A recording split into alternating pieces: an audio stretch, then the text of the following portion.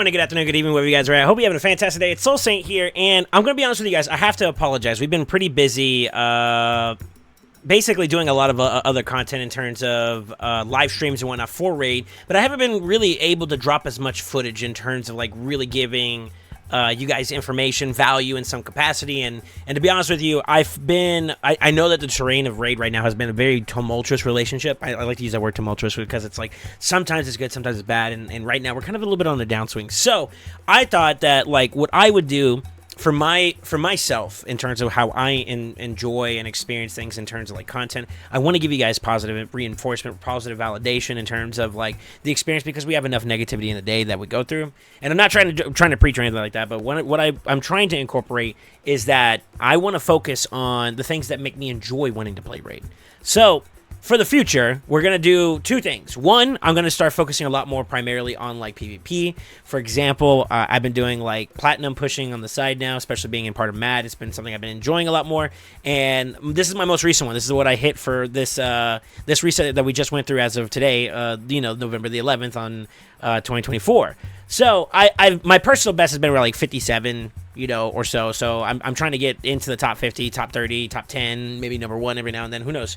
But it's going to be a bit of a grind, and it's going to be a bit of a challenge because there's going to always be a bigger dog out there, a bigger boss man that you're going to have to try to fight, and a part of that's going to be the vibe. So that kind of content is on the way, whether it's going to be classic, live arena, tag team arena. It's basically going to be a lot more arena focused. And since Hydra is no longer a big area that I find enjoyable in terms of competitiveness, I'm going to do exactly the best I can, but for the most part, my focus in terms of delivering content to you guys, I think, is going to be primarily predicated upon things that I'm going to enjoy.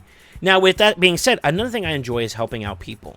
Number 2, the future content I'm going to bring in, and we're actually going to talk about it starting it today, is questions that the community asks. I've actually asked members that are a part of my community clan. Big shout out to Goofy. I asked him to do this on my behalf, to reach out to some of the members and see if there's anything that they would like to see in terms of like answers, looking for answers to beat certain content. In particular, Curse City came up, and I was originally going to do like one per stage, but that's like, man, maybe that's a little too simple for at least some of the majority of like the earlier stages. I'm also a much more progressed account, so it's like, man, how do I bridge that gap? And it was still asked upon me, and I'm going to oblige it as best I can. I'm going to try to give as much of a reference point in terms of how to handle yourself in these fights and give my disclaimers and all that stuff like that. But at the very least, I'm going to address the bosses of this current rotation and maybe future rotations as we go along with their restrictions being imposed. And we're going to work on a hard level. I want to say that normal is the exact same thing, maybe with less restrictions, so you have more options to work with and you can use that to your advantage, which it seems about roughly the same. So I'm going to be starting off today with Curse City Cobble Market. So we have roughly 1, 2, 3, 4, 5 bosses that you can fight. 6 bosses at the bottom, excuse me. And it's about roughly the same. You have 1, 2, 3, 4, 5, 6. So 6 per area. It looks like 1, 2, 3, 4, 5, 6. And since we're kind of fresh into this one, this is the start of it. Hopefully this will be evergreen for you guys to kind of come back to, and you have like 3 weeks. We basically have the whole month to kind of enjoy and really push through. So we're going to try our best to do everything we can. I'm going to show you my approaches on how we were able to build up our champions and kind of work through it, and we're going to go from there, okay? I'm going to give you the top end, and I'm going to try to work it downwards into philosophical approach when it comes to like methodology in boss fighting, okay? So with Agreth, the first thing you need to learn when it comes to approaching a fight is my first value tip is going to be, number 1, knowledge is power.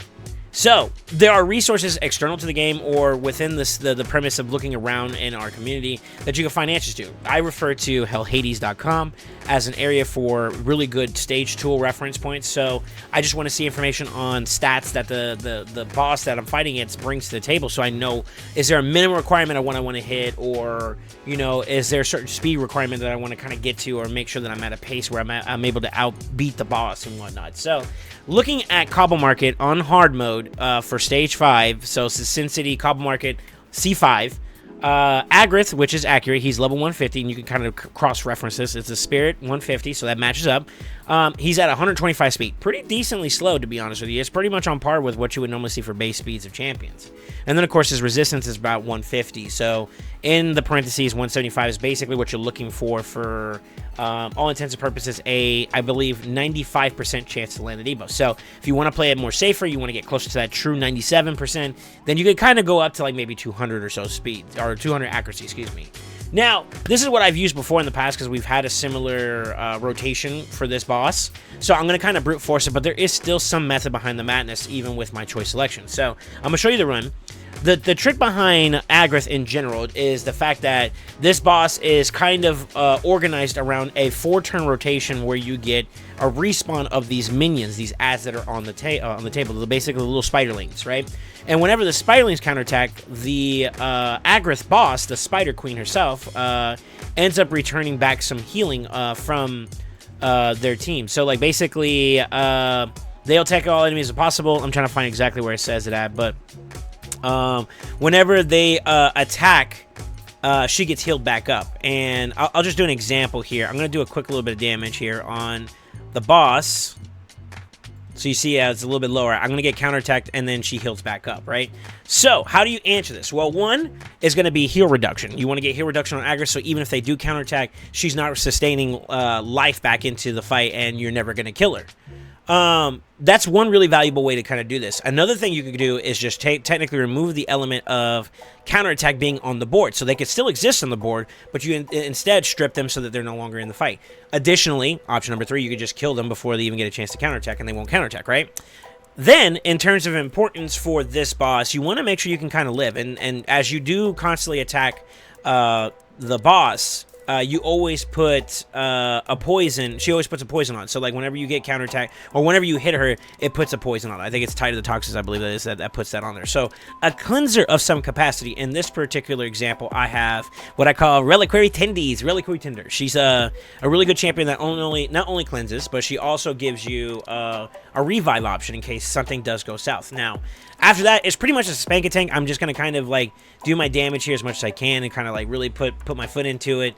To be honest with you, in these types of scenarios, I would try to get as much setup as I could and just do a big push and clear the wave and pretty much kill everything all in one go. Maybe even using the spiderlings, for example. One of my big nukers is some Wukong, and just letting them push and really kind of doing a lot of damage. Now, in this particular regard, his A2 is really, really strong here because you can get splash damage off, and the way I would do it, set this up, would be, you know, they would start their turn.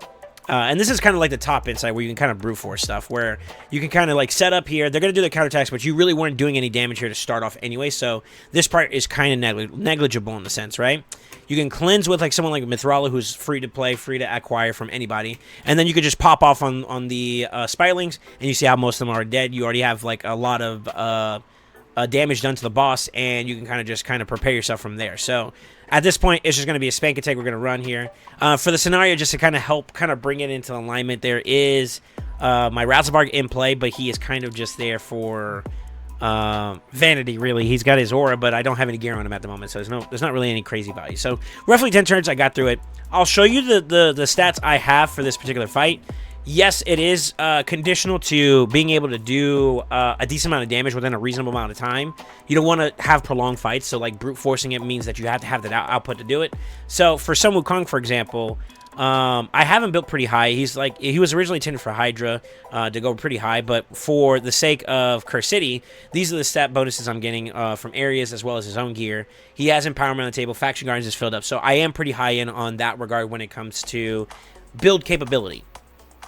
With that being said, I do want to kind of emphasize some things. One, the speed is not that necessary. I mean, the boss only goes 125, right? So, like, you could bring this way down and inflate your crit damage and your attack, which is where his damage is amplified from. And maybe get a little bit of accuracy if you want to strip the bosses. So, in particular, 175, 200 accuracy, I would say if you want to play it on average here, is probably more than enough to be able to hit the requirements you're looking for. And then pretty much you just want to pack a punch, right? Now, if you are one of those type of people that likes more of the methodical approach when it comes to handling this boss, Agreth, when it comes to fighting, I talked about heal reduction being a very big value. One thing you can do here is, in this particular case, this is champion pool dependent, mind you, but you can kind of go to your filters. It already has everything from the restrictions kind of already set, but then you can add extra layers. So maybe you only have like a certain, you know, you don't have a lot of champions, but you have maybe the lower tier version. So instead of reducing 100%, you're cutting off at least a little bit of the heal that he gets if you do get counterattacks off, right?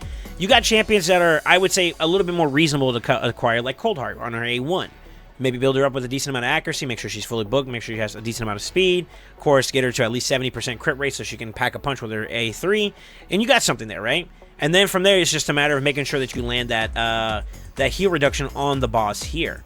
There's also, from an epic standpoint, let's see if we can bring this up a notch here, to the higher tier, if you have the higher version. There's champions like Vizier, who are very, very well known. A little bit of an oldie, but still a goodie because his A2 brings heal reduction, as well as block buffs and decreased attack, so it gives you some value in terms of survivability, but also that heal reduction is still in play.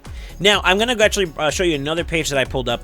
Shout out to Gestel. I wanted to kind of get like a quick reference point for the restrictions of this particular map, but also give you heal reduction as a focus. So there's also champions like Ghostborn, who's a legendary. Her A2, which is Petrify, gives you that heal reduction. It attacks all enemies, so you got to be careful with that. Queen Ava on her A1 also gives heal reduction. It's a 50-50. I believe it goes up to a 75% chance when it's fully booked. And you got a heal reduction for 100% reduction for 2 turns. So not a bad one. That's probably like one of the better ones to maybe try to utilize. Also, she's Spirit, so your neutral affinity there. Same thing with Ghostborn. Vizier is Force, so there's a little bit of an issue there if you weak hit using his A2, but still an option nevertheless. For epics, we have Luria, which is her A2 or her A1, excuse me, which is a 50-50% chance to place either a decreased defense or a heal reduction or a decreased speed. So it's a little bit more RNG and it's a little bit lower in value because of that. But when booked properly, it's about 75% chance, similar to the others. Same thing with Coldheart, as I mentioned before. So a lot of the Dark Elves in this particular restriction are great for that. So if you have any copies of these, maybe build them a little bit tanky. Maybe even build them up with some kind of way to support your team with Guardian or Bolster so you can survive that. Have them put that accuracy requirement in play so they can land that debuff, and then you just go ham on the boss. And even if you do a little bit of splash damage or AoE damage to the opponents around you, you still have some good value. Now, with that type of style or approach, you do need to be careful and be aware that if you're going to take counterattack damage, you're still going to get debuffs, you're still going to get poisons, and even if you're outpacing the enemy, you're still getting it on your turn for those poison debuffs. So, in this regard, like my Lydia and my my Sun Wukong are pretty decent and fast, as you saw in their builds, right?